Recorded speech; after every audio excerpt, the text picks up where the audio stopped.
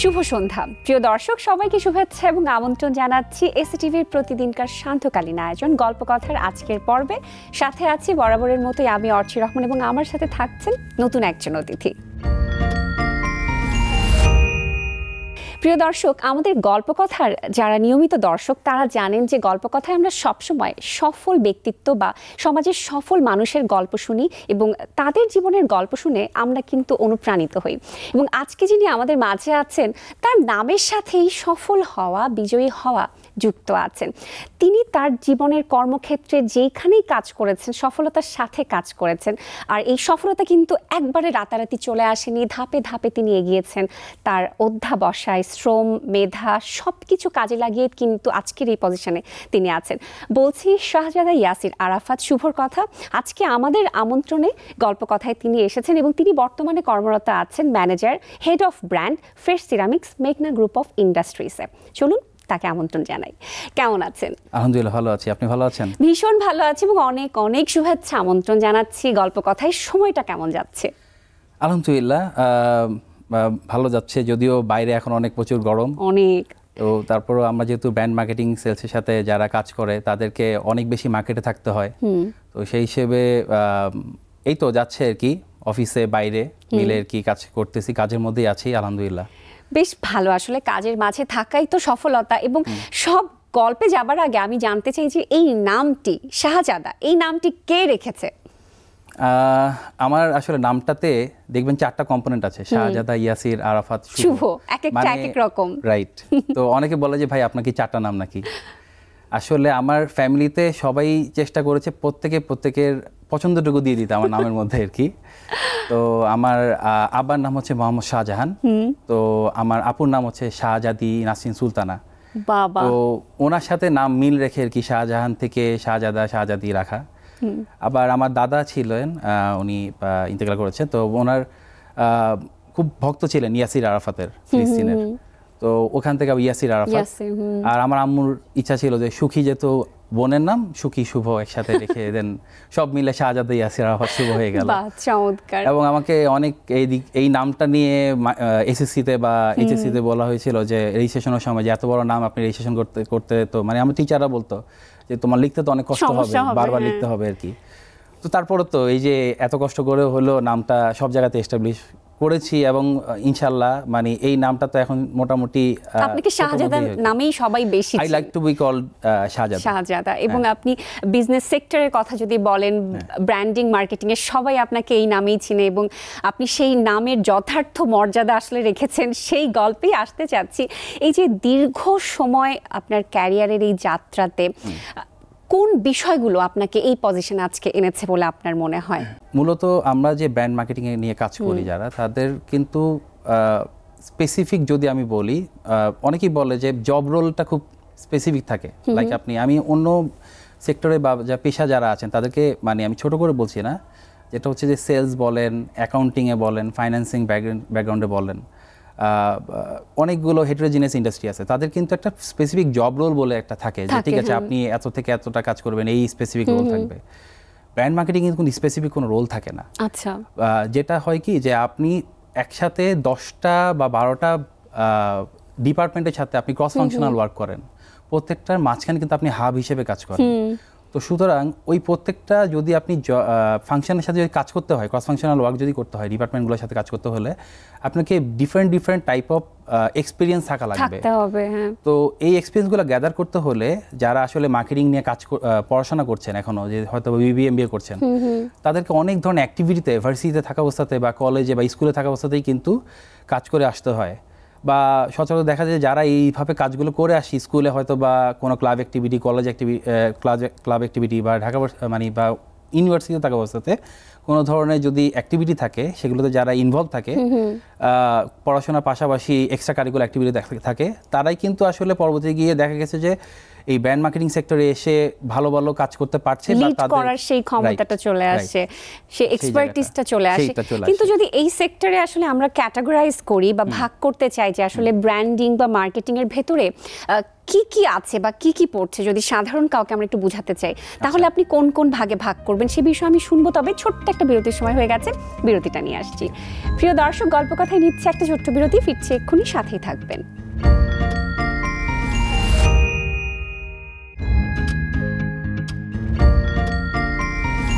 প্রিয় দর্শক, বিরতির পর আবারও ফিরে এলাম গল্প কথার আজকের পর্বে। সাথে আছি আমি অর্চি রহমান এবং আমার সাথে স্টুডিওতে উপস্থিত আছেন, কথা বলছিলাম শাহজাদা ইয়াসির আরাফাত শুভর সাথে। চলে যাচ্ছে আবারও সেই গল্পেই। আমি বিরতির আগে যেটা জিজ্ঞেস করেছিলাম যে অনেকেই আসলে এই বিষয়গুলো ডিটেলস জানে না, যারা এই সেক্টরে আসলে কাজ করে না, কিন্তু আবার অনেকেই আছে যারা এই সেক্টর নিয়ে জানতে চায়, পড়তে চায়, ভবিষ্যতে কাজ করতে চায়। তাদের জন্য যদি একটু আমরা ক্যাটাগরাইজ করে দেই যে আসলে ব্র্যান্ডিং বা মার্কেটিংয়ের ক্ষেত্রে কি কি ক্যাটাগরি আছে, কিভাবে ভাগ করা যায়।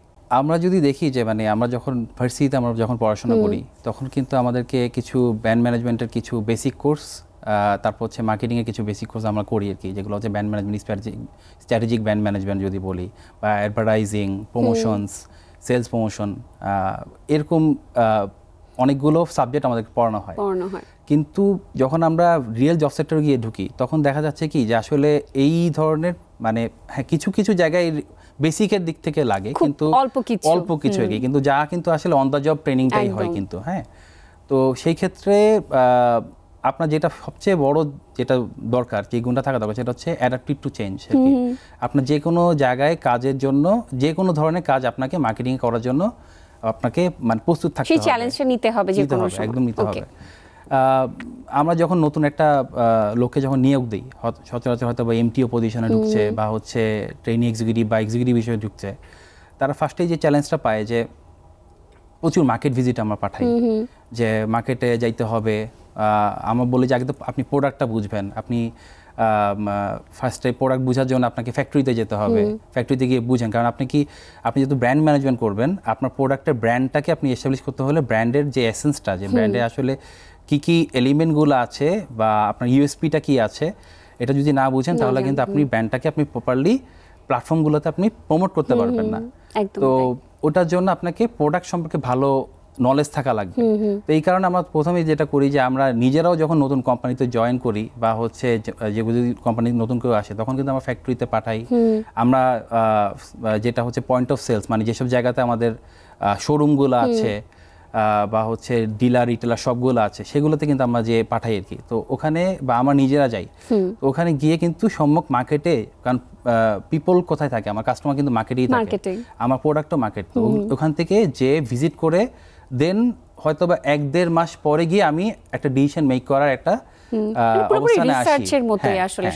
তো ওই সার্ভে করে মার্কেট থেকে ডেটা ইনফরমেশন নিয়ে দেন আপনি যদি কোনো ধরনের প্ল্যানিং করেন ওই ইনসাইটগুলো নিয়ে, তাহলে দেন আপনার প্ল্যানিংটা ঠিকমতো হইতে পারবে এবং আপনি ওই যে যতগুলো অ্যাক্টিভিটি করবেন সেটা ইম্প্যাক্টফুল হবে। আমাদের যেসব অ্যাক্টিভিটিগুলো আমরা করি, লাইক হচ্ছে আমরা মার্কেটিং একদম বুকিং ভাষায় বলি, আমরা এটিএল, বিটিএল, টিটিএল বলি আর কি, যে above the line, below the line বা থ্রু দ্য লাইন এখন নতুন হয়েছে আর কি, যেটাকে ডিজিটাল মার্কেটিং বলে আর কি।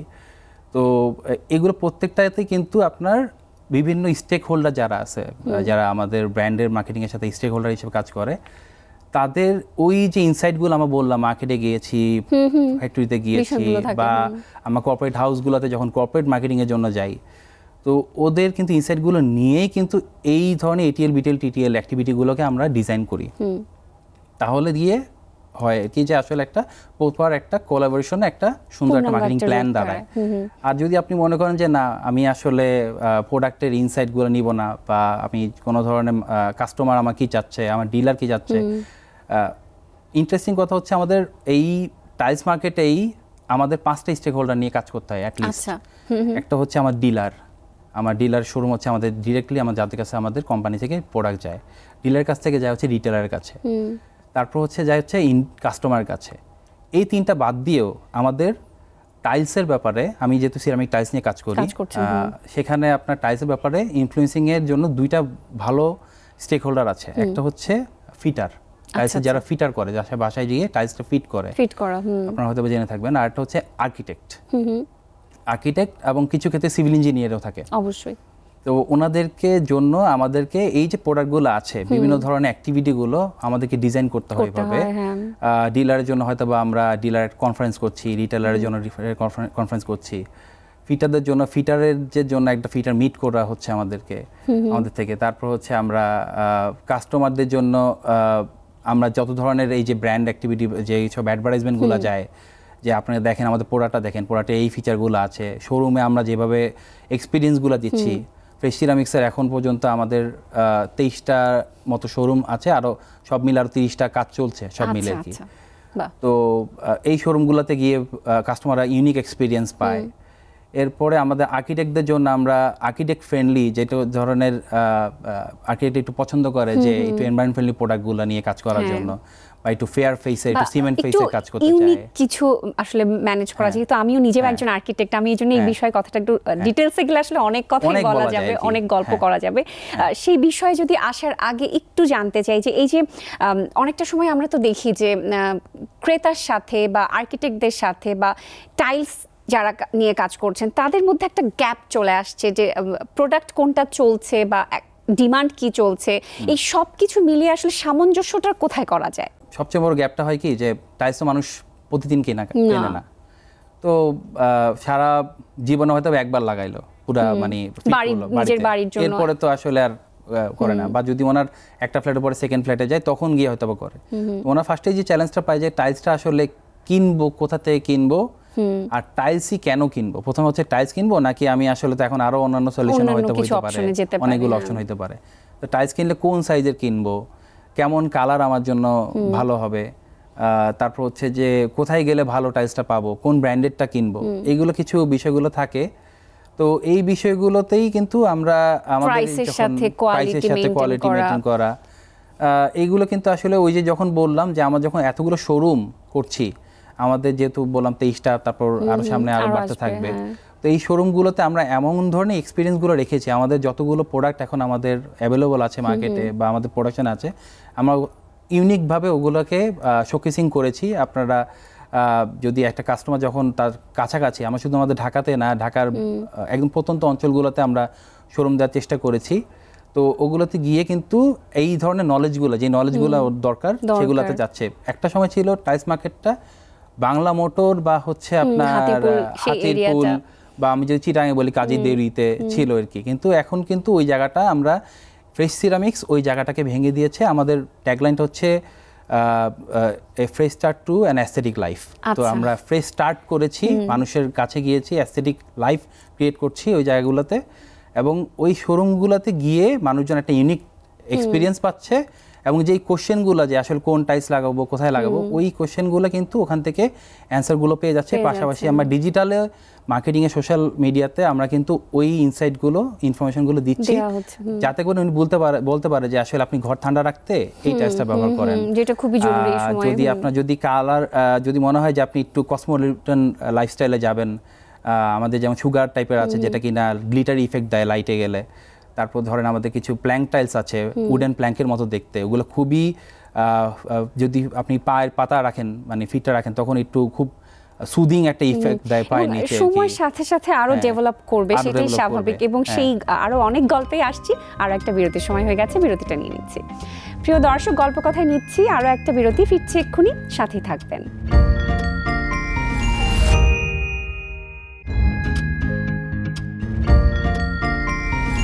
প্রিয় দর্শক, বিরতির পর আবারও ফিরে এলাম গল্প কথার আজকের আয়োজনের সাথে আছি আমি অর্চি রহমান, এবং আমার সাথে স্টুডিওতে উপস্থিত আছেন manager, head of brand, fresh ceramics, মেঘনা গ্রুপ অফ ইন্ডাস্ট্রিজের।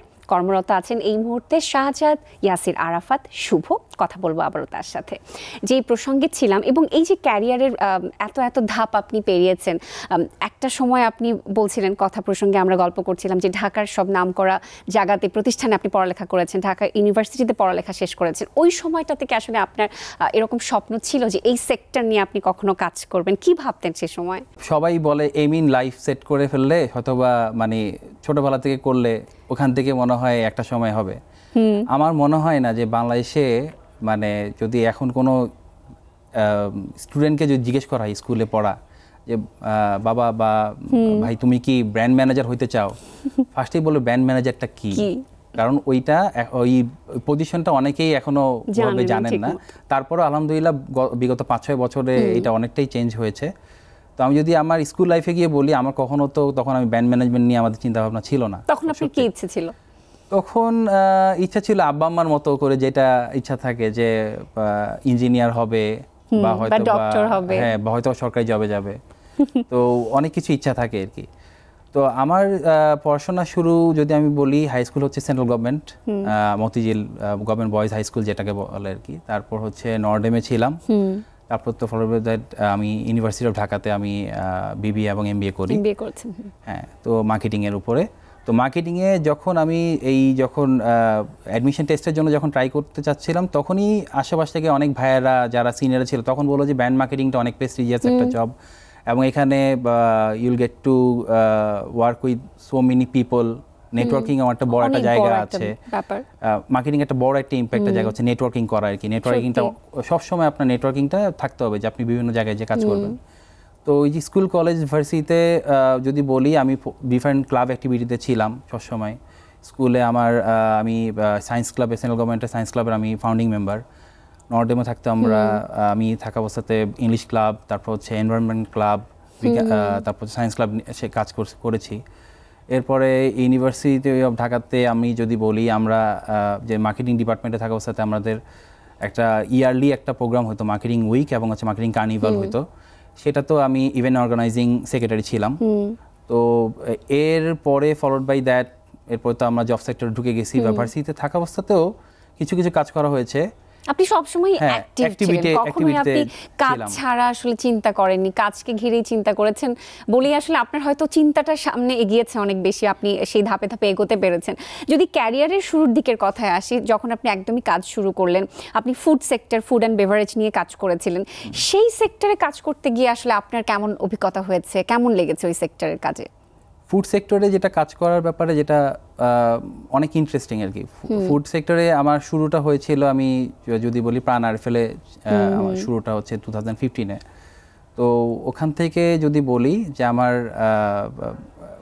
ওইখানে কাজগুলো হচ্ছে অনেক মোর লাইক হচ্ছে প্রোডাক্টের সাথে রিলেটেড বেশি আর কি, মানে প্রোডাক্টের প্যাকেজিং, প্রোডাক্টের রেসিপি নিয়েও কাজ করতে হয়। তখন আমি ফুড ড্রিঙ্ক নিয়ে যেহেতু কাজ করতাম, তখন অনেক ধরনের চ্যালেঞ্জ বলতে যে আসলে টেস্ট বাডে প্রোডাক্টটা কেমন লাগবে, এইটার জন্য সার্ভে করতে যেতে হতো মার্কেটে প্রচুর।